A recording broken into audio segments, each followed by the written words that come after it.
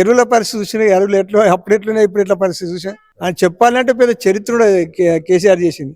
అవన్నీ మేము చెప్పుకోలేదు, ప్రజలకు తెలుసు కదా అనుకున్నాం.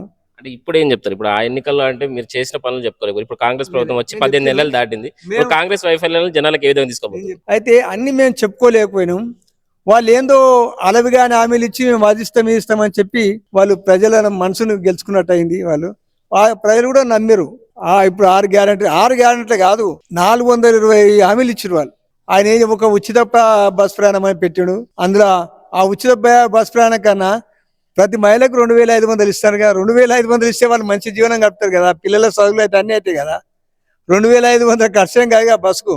ఇంట్లో ఉన్న అందరు దొరుకుతాయి, ఆడవిలో అత్తకు దొరుకుతుంది, కోడలు దొరుకుతుంది. కానీ అత్త కోడలు ఇద్దరు ఎక్కరుగా బస్సులు. కాబట్టి అట్లా 2500 ఇస్తారు. ఎన్నో ఒక్కటి ఆవిడ 2000 పెన్షన్ ఉంటే 4000 వేస్తాడు.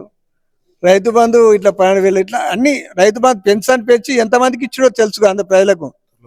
ఎంతమంది పెళ్లిలకు కళ్యాణకు తులం బంగారం ఇస్తా అని ఒక్కటి కాదు ఆయన అన్నది. ఎన్నో రకాల హామీలు ఇచ్చాడు, కానీ ఏ హామీలు నిలబెట్టుకోలేదు. అవన్నీ ప్రజలకు వివరించాలని మేము కార్యకర్తలకు చెప్తున్నాం. వివరిస్తే ప్రజలకు, ఎందుకంటే ఇక అవన్నీ విషయాలకు పోతే రుణమాఫీ చేస్తాడు. ఆయన్నే హామీ ఇచ్చాడు.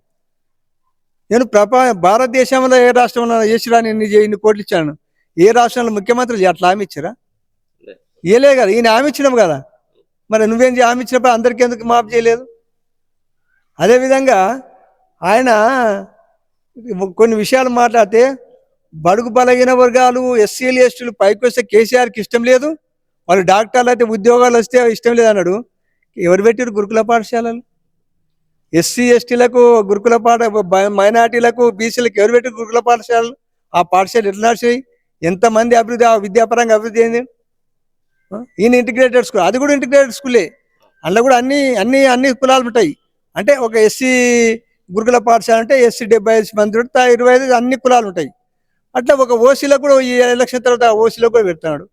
అట్లా పెట్టిండు. కానీ ఈయన ఓటి ఏదంటే ఆయన అబద్ధాలు ఆడి మందిని తిట్టుగా ఇతరులను తిట్టకం, ముఖ్యంగా కేసీఆర్ని తిట్టి కాలం గడపాలని చూస్తున్నాడు.